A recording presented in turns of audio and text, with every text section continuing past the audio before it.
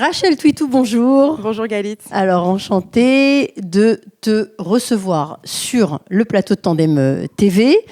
Alors, on va se tutoyer parce qu'on se connaît un petit peu. En effet, alors, un petit peu. Rachel, Avi, tu connais Avi ? Enchantée, bonjour. Avi, chroniqueur Tandem TV. Alors, Rachel, toi, tu es traductrice-interprète.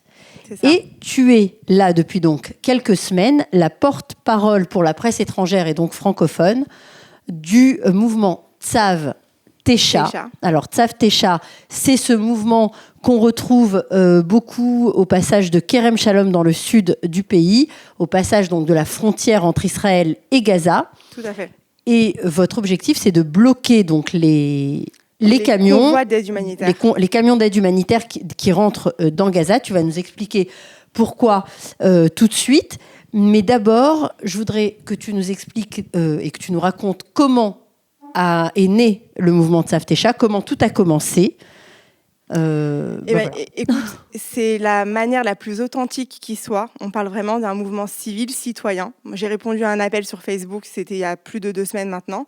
Cet appel disait les choses que je réellement pensais, qu'on ne peut pas donner cette aide humanitaire qui arrive dans les mains du Hamas. Et je détaillerai plus tard aussi les raisons pour lesquelles je me suis vraiment engagée dans ce mouvement. Je me suis retrouvée donc à Kerem Shalom. J'ai embarqué ma voisine. On a rempli une voiture de personnes qui voulaient aussi se battre pour cette cause-là. Et on s'est retrouvés. Alors le premier jour, on était une 50aine de personnes. Et là, 2 semaines plus tard, 2 semaines et demie plus tard, on était plus de 400. C'est que ce message, cette conviction fait écho aussi dans la population israélienne. Bien sûr, donc, dont le but est de bloquer donc, cette aide humanitaire. Donc, comment c'est né ? Qui à l'initiative de qui ? Alors, des gens comme toi, comme moi, des gens pour qui Israël a de l'importance et pour qui cette guerre et les enjeux de la guerre, on en a très bien conscience des enjeux. Et quand on réalise que Ronen Bar, qui est à la tête du Shin Bet, a fait une interview il y a 2 semaines, et dans cette interview, il a dit à la connaissance d'Israël, plus de 70% des convois humanitaires sont hijackés par le Hamas. C'est fou. C'est fou. Voilà. Donc on se bat à Gaza. Nous sommes aujourd'hui à 122 jours ou 123 jours de guerre, 136 otages. Ce soir, on a appris le décès de plus de 32 otages. On n'en finit pas de cette guerre et on est en train d'alimenter notre ennemi. Déjà, pour qu'ils se battent le ventre plein, et pas le ventre vide, mais en plus de ça, on alimente le Hamas en électricité grâce au carburant qu'on leur fournit, sous pression internationale. Alors, le carburant, il ne passe pas par Israël, il ne passe pas par Kerem Shalom, d'après ce que j'ai cru comprendre.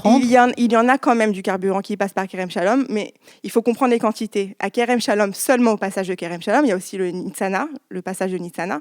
Il y a aussi le port d'Ashdod qui est impliqué, parce que beaucoup de matières premières sont importées et amenées par le port. On parle juste à Kerem Shalom d'en moyenne 180 convois, donc 180 gros camions par jour. Et c'est que là-bas. Donc, on parle de quantités monstres. Quand on dit on ne veut pas affamer la population de Gaza, moi je dis on est en train de les engrosser.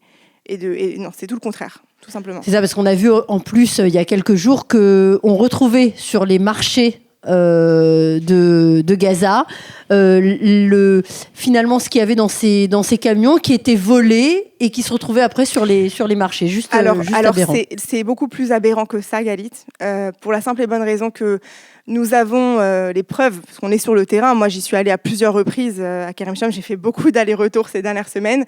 Je peux te dire que chaque convoi sur 2 humanitaire a le tampon d'UNRWA, la fameuse organisation de l'ONU qui est, à mon sens, moi je l'appelle organisation du Hamas, une branche du Hamas à l'ONU, on va dire les choses clairement, dont un employé sur 10 de ces travailleurs, pseudo-travailleurs, sont terroristes la nuit et travailleurs le jour, donc tout va bien.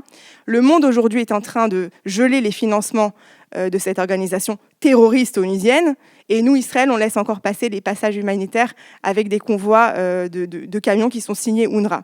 Ces camions, une fois qu'ils arrivent et qu'ils sont vérifiés au passage de Kerem Shalom principalement, ils retournent donc dans la bande de Gaza où UNRWA perd le contrôle.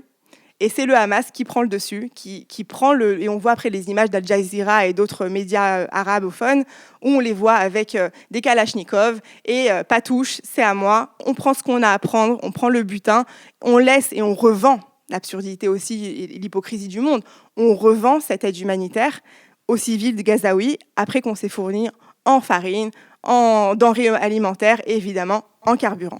Alors, pardon Avi, je te laisse la parole tout de suite. Qu'est-ce que tu réponds à cet argument finalement de nos dirigeants qui dit qu'à un moment donné, il faut être pragmatique et que c'est peut-être le prix à payer pour pouvoir continuer la guerre sans avoir de trop grosses pressions internationales? Alors justement, un des arguments majeurs de Netanyahou et du gouvernement, c'est de dire, en donnant cette aide, nous récupérons de l'oxygène. Il dit ça, l'oxygène pour pouvoir mener nos opérations à bien. Moi, ce que je dis là, et c'est ce que pensent aussi mes amis, on est encore une fois, aujourd'hui, on a été mobilisé plus de 400 personnes à Kerem Shalom, en sachant que Kerem Shalom, c'est déjà pas un endroit très facile d'accès, c'est loin, ça demande de l'organisation, mais en plus de ça, pour nous mettre des bâtons dans les roues dans notre action, le gouvernement a instauré avec l'armée une zone militaire. Donc, normalement interdit d'accès. Et malgré tous ces barrages et ces bâtons dans les roues, nous sommes quand même mobilisés et massivement et de plus en plus. Netanyahou, quand il dit qu'il va donner de l'oxygène, nous on dit plutôt qu'il est en train de donner de l'oxygène au Hamas. Parce que de facto, comment est-ce que c'est possible aujourd'hui, lorsque UNRWA est sous les projecteurs du monde, nous continuons à financer et finalement à financer de manière indirecte, évidemment, UNRWA. Il faut trouver un autre système. Et nous, c'est ce qu'on demande. On dit, OK, non, nous, on a des soldats à Gaza en ce moment, c'est nos maris, nos cousins, nos frères. On a des otages qui, eux, est-ce qu'ils ont reçu ou pas?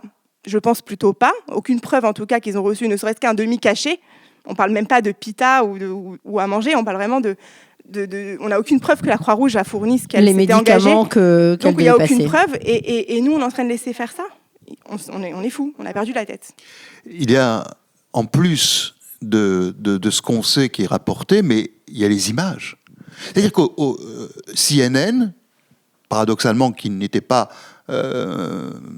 supposé être dans le fil d'Israël, CNN et le New York Times, qui ont donné des images absolument remarquables sur justement ce rapt de toute la nourriture par le Hamas sous la menace, au prix même de bastonnade de la population gazaoui. Donc, on a ces images, on a ces preuves, et finalement, on voit bien que le temps qui passe use les convictions, use les alliances, et que vous parliez de toutes les deux de l'UNRWA, mais on envoie là simultanément une femme qui a été choisie pour constater les crimes sexuels et délits sexuels du UN Women. Voilà, du 7 octobre et après, et puis finalement en même temps on envoie quelqu'un qui a été choisi par Philippe Lazzarini, le directeur de l'UNRWA pour les Nations Unies, qui va nommer une commission d'enquête. Donc c'est presque moi-même qui vais décider si je suis bon ou je suis pas bon. C'est quand même incroyable et narcissique. Soi-disant non partisane, voilà. Évidemment. Et qui va donc effectivement constater s'il y a abus ou pas, s'il y a eu participation de l'UNRWA ou pas, et si effectivement, alors qu'on a les images, on a tout. Est-ce que tu penses que avec la pression qui monte, parce qu'on la voit effectivement, on parlait avec Galit tout à l'heure de cette jeunesse qui vit les choses en tant que soldat aujourd'hui sur le terrain, ceux-là, on ne peut pas leur mentir. Non. Quand ils vont revenir, ils diront la vérité. Bien sûr. Nous collectons aujourd'hui des tonnes de documents à tel point que maintenant, même le Shabak dit, ça vous pouvez le détruire, il y en a trop, etc. De toute façon, on en a assez. Donc, on a toutes les preuves. Finalement, vous faites cette action-là, elle est absolument nécessaire, et pourtant, il y a cette usure-là. Justement, je pense qu'il y a un fil conducteur dans cette émission, c'est vraiment le fait que, comme était dit tout à l'heure, les soldats voient la réalité, et pas que les soldats. C'est pas pour rien qu'on a choisi comme nom pour le mouvement Tsav Teisha, Tsav 9. Ça fait référence au Tsav 8. Le Tsav 8, pour les francophones, c'est le décret, quand on est en temps de guerre, on appelle les réservistes à l'ordre. Venez, c'est maintenant, c'est la guerre, c'est maintenant que ça se joue, venez. Cet appel-là, c'est l'appel des militaires, des réservistes. Nous, on dit, nous sommes les réservistes des civils. Et c'est notre rôle à nous. Moi, je considère ça comme mon service militaire de réserve. Parce que c'est maintenant qu'on est en guerre et c'est maintenant que les choses se jouent. Et nous devons d'un côté, et ça je le dis aussi à tous les activistes qui sont avec moi sur mes groupes WhatsApp, etc., nous ne sommes pas là pour faire pression sur notre gouvernement et le mettre à mal. Nous devons d'un côté les soutenir et avoir confiance en eux qui nous mènent jusqu'à la victoire, parce qu'on n'a pas le choix que de gagner, pour reprendre encore les propos du Rav tout à l'heure. Et c'est vraiment ça, en fait. Nous n'avons pas le choix. Comme a dit Biden le lendemain du 7 octobre, Golda Meir lui a dit la même chose. Et cette chose-là ne changera jamais. Israël doit survivre. Et on sent aujourd'hui que c'est vraiment... on est vraiment existentiel. C'est la première fois, en fait, depuis 67 que nous sommes dans une guerre existentielle. Donc, tout en donnant notre confiance, parce qu'on est un pays démocratique et qu'on a élu ce gouvernement et on est en guerre, c'est pas maintenant au milieu de la guerre qu'on va changer de gouvernement. Mais tout en faisant ça, nous devons nous assurer à avoir la main ici pour être certain de toujours prendre le pouls de ce gouvernement et de faire en sorte d'être sûr que quand on donne cette aide humanitaire, qu'on la donne à bon escient, dans les bonnes mains, et qu'on n'est pas là, en fait, à réagir à une pression internationale. Ça, c'est le rôle de Tzav Tesha, c'est le rôle que j'ai pris sur moi en prenant vraiment partie de ce groupe et en appelant mes amis et mon entourage à venir. Parce que finalement, nous prenons le pouls et l'attention. Et quand récemment, il n'y a même pas quelques jours, une grande chaîne israélienne a fait un sondage spécifiquement sur Tzav Tesha. On a 80% de la population israélienne, de gauche, de droite, religieux, laïque, civil, de tout bord, qui est pour l'arrêt de cette aide humanitaire. Évidemment, parce que comment est-ce qu'on peut accepter, et ça je pense que tous les Israéliens, mais vraiment je ne comprends même pas qu'on ne soit pas 100%, comment est-ce qu'on peut tolérer de donner, de transférer, de faire passer de la nourriture, de l'aide humanitaire, des médicaments, de la farine, etc., alors sans le conditionner à une information quelconque sur les otages. Alors, pas que de l'information, Galit. Avec nous, dans notre mouvement, nous avons des familles d'otages et ils exigent humanitari, tmurat humanitari. De l'humanitaire contre de l'humanitaire. Vous voulez de l'humanitaire, vous leur donnez de l'humanitaire. Exactement. Qu'est-ce qu'on fait ? Et d'ailleurs, on voit bien qu'avec, vous en parliez tout à l'heure, toutes les deux, des médicaments. Je veux dire, on a fait confiance au Qatar et à la France pour effectivement donc acheminer des médicaments qui sont absolument nécessaires, vitaux pour les traitements d'otages que nous connaissons, qui sont effectivement en exigence d'être traités. Et la France, finalement, se retrouve muette, impuissante à nous donner la moindre information. C'est-à-dire que ce qui a été promis n'est pas tenu. Alors, si ce n'est pas nous qui nous prenons en charge, qui le fera ? Je sais que je répète quelque chose de très Torah, mais c'est une question rhétorique, oui. Parce que personne ne le fera. S'il y a une leçon à retenir du 7 octobre, nous ne pouvons compter que sur nous-mêmes, et c'est ainsi. Ce restera alors, comme ça. Pour parler un peu de Tzav Tesha, quelle est la structure du mouvement ? Donc on sait que c'est par exemple c'est un couple, les Ben Chaim, je ne me rappelle plus Séfi et Réhout. Séfi et Réhout. Ils sont incroyables. Qui ont 8 enfants. Dont la dernière a 2 mois. Lui s'est retrouvé en Milouim, elle s'est retrouvée seule à s'occuper des 7 enfants et à accoucher du 8e. Et c'est eux qui ont lancé cette initiative qui prend l'ampleur qu'elle connaît aujourd'hui. Alors, tu dis qu'elle est finalement qu'il y a des gens qui te rejoignent spontanément de tout bord politique, de tout le pays, de tout le pays et de tout bord politique, du nord au sud, exactement. Et qu'il y a des familles d'otages avec toi. Est-ce que ça va Est-ce qu'il y a des familles du Maté à Mishpachot ? Alors oui. Qui sont avec vous, ou est-ce que c'est seulement le Forum Tikva et dont on sait qu'ils sont plutôt à droite ? Alors, je ne veux pas rentrer dans la polémique, du Maté, Mishpachot et de Ronen Sour, etc. C'est pas mon rôle de le faire. Cela dit, je sais que indépendamment de ce groupe-là, des représentants des familles d'otages, nous avons de plus en plus de familles qui ont vu notre action et ils ont vu l'authenticité de cette action. Et c'est ça qui les a émus. Et j'en rencontre tous les jours, mais j'en ai rencontré ce matin des parents qui ont perdu un de leurs fils qui était soldat et qui a péri le 7 octobre, qui a répondu à l'appel du Tzav 8 et qui est tombé malheureusement. Et ils en étaient émus aux larmes de voir le monde qu'il y a eu et surtout la différence, l'hétérogénie de ce groupe, parce qu'il y avait vraiment de tous bords. Il y avait des Tel Avivim, donc des gens de Tel Aviv qui sont, je pense, de gauche, on va dire ça pour aller dans le cliché, et il y avait aussi des mitnachlim et des Noar Gvaot et des religieux et des laïcs et des femmes. J'ai vu des gens en chaise roulante venir à Kerem Shalom. J'ai dit, waouh, qu'est-ce qui se passe? Et il y a quelque chose de spécial dans ce mouvement parce qu'il est citoyen et parce que c'est parti d'une initiative d'une femme qui a accouché et qui, je crois que sa fille, c'est la plus jeune activiste d'Israël. Elle a 2 mois, la petite. Et elle est là tous les jours avec, malgré le temps qu'on a eu ces 15 derniers jours, la pluie. Et puis, il y a quelque chose d'autre, si tu me permets. C'est qu'il n'y a pas que les familles d'otages. Il y a les familles des soldats qui sont sur le terrain, mais aussi les familles des soldats qui sont aussi endeuillés. Je veux dire, ce n'est pas possible d'imaginer que ces gens-là qui ont donné ce qu'ils ont de plus précieux, finalement, se retrouvent avec non pas un donnant-donnant, mais vous êtes obligé de le faire parce que l'oncle Sam a exigé. Oui. Ou parce que c'est la bien-pensance du monde, et puis finalement c'est un confort pour tout le monde que... Mais justement, je pense que là l'erreur du gouvernement israélien, et je pense de l'analyse, et je dis ça avec des pincettes, quand aujourd'hui UNRWA est sous les projecteurs et quand on gèle les financements de cette organisation qui, depuis des années, Israël le savait, Israël le criait sur tous les fronts.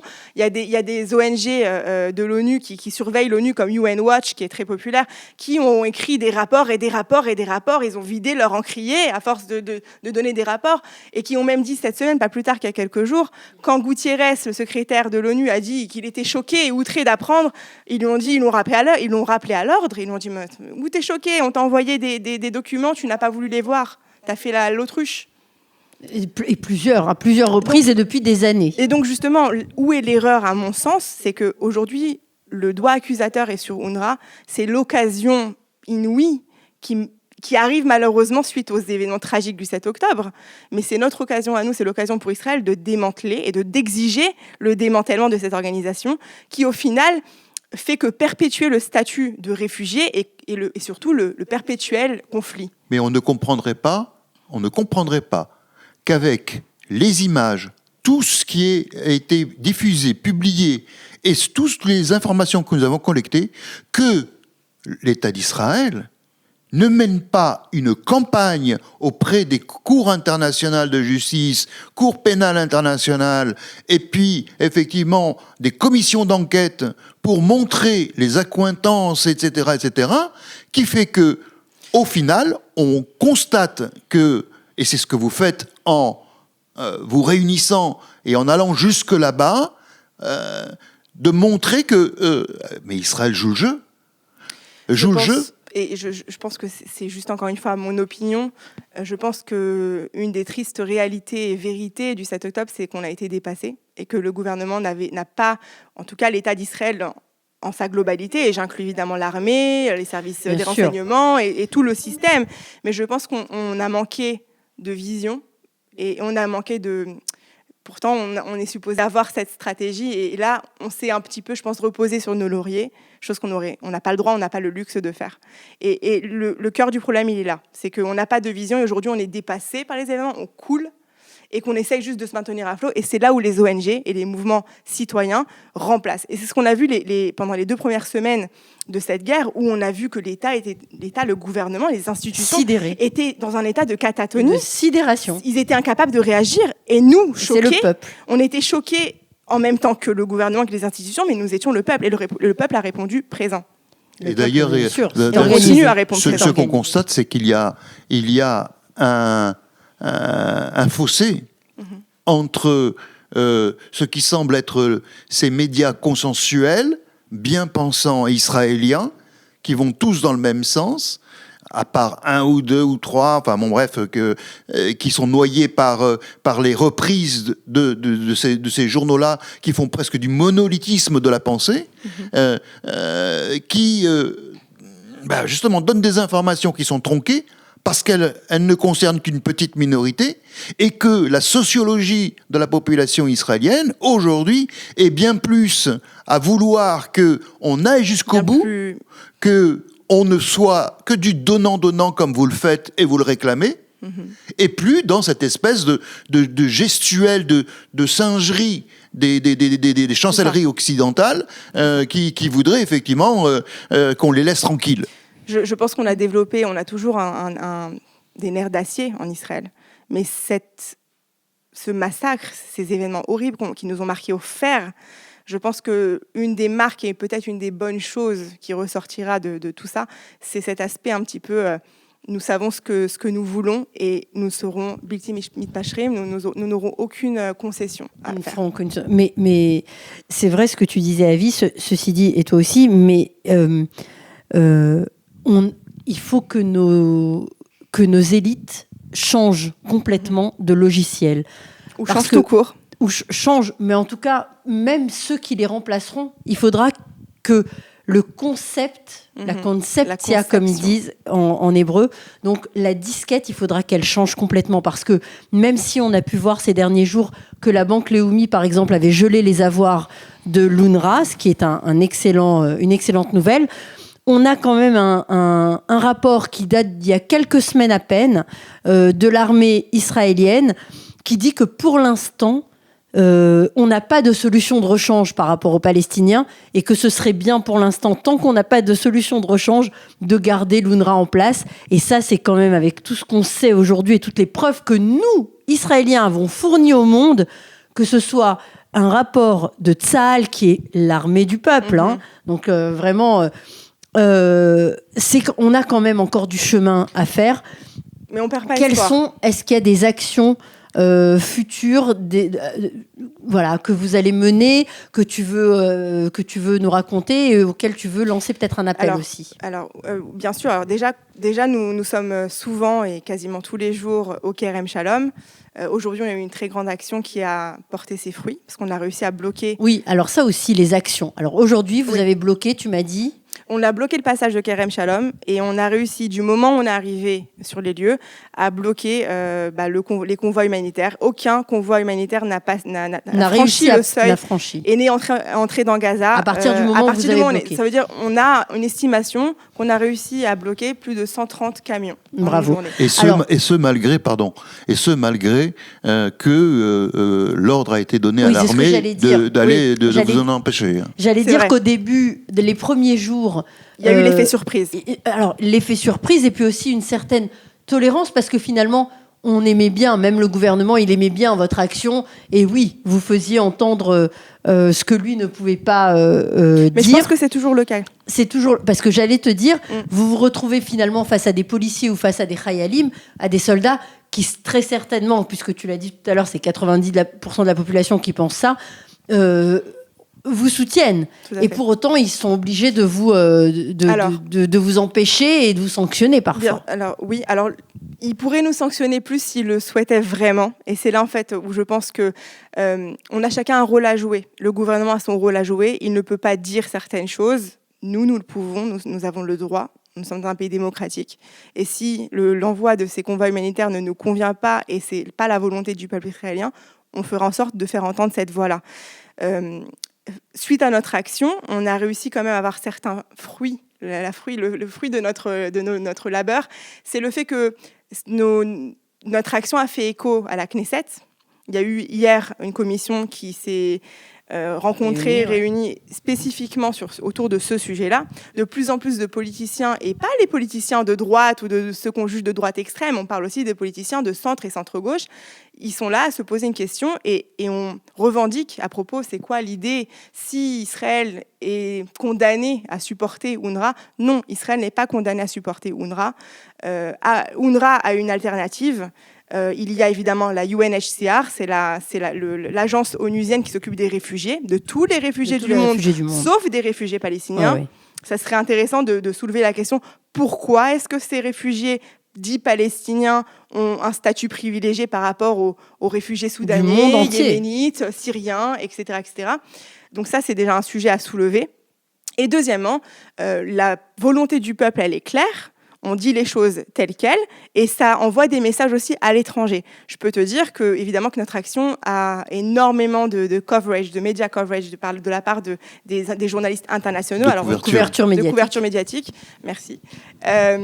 Nous avons donc des journalistes de Londres, des États-Unis et des pays européens qui viennent et qui physiquement, ils viennent avec nous, ils nous suivent, ils voient notre action, ils nous posent beaucoup de questions à laquelle on essaye de répondre, et on répond sans se prosterner ou sans dire « oh là là, oui, les pauvres Palestiniens ». Non, ils ont choisi ce gouvernement, Israël s'est retiré en 2005. Nous ne sommes pas là pour affamer les Palestiniens, et ça je le précise à chaque fois.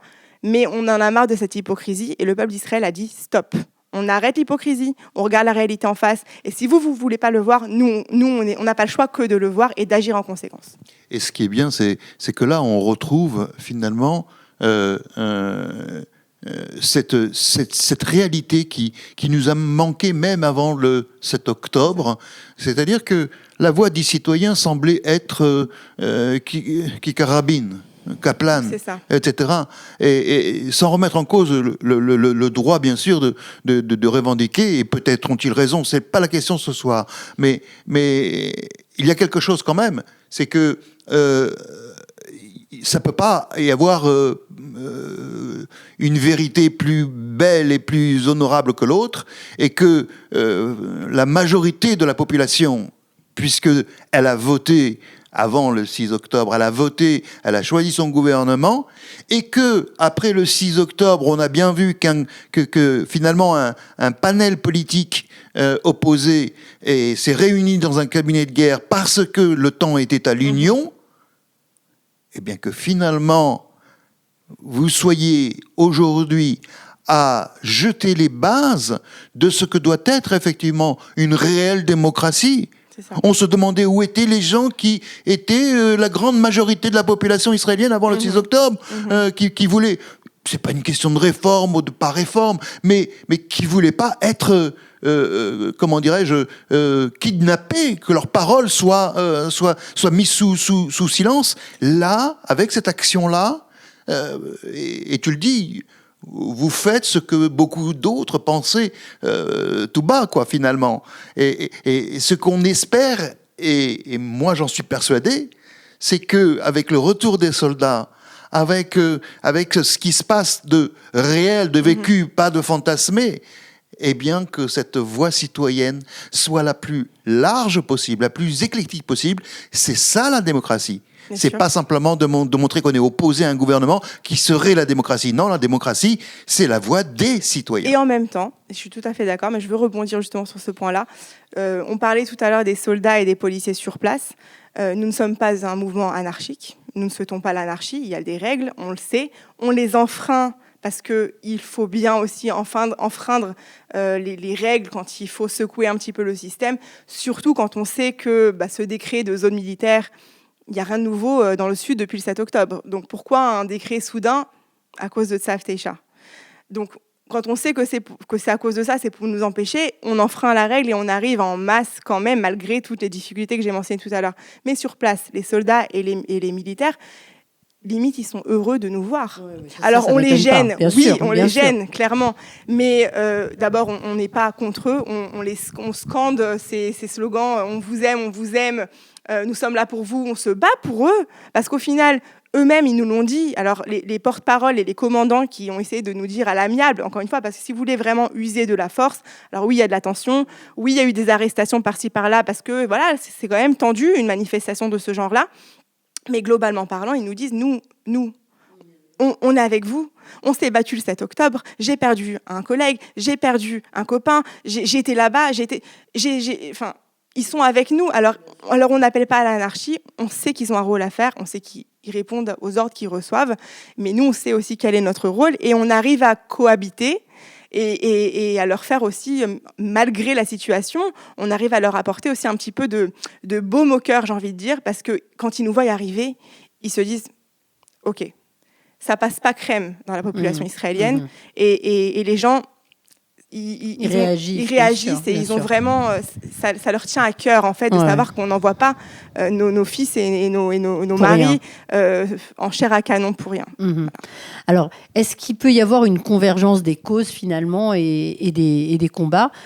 par rapport, alors je pense comme ça, comme tu parlais là maintenant effectivement des Milouim-Nikim et de ceux qui se battent à l'intérieur, il y a ce mouvement des Milouim-Nikim qui, comment ça s'appelle ? Milouim-Nikim Bachazit. Milouim-Nikim Bachazit, qui eux sont partis, font une marche de 5 jours, qui sont partis d'Ashdod, je crois, et jusqu'à Jérusalem.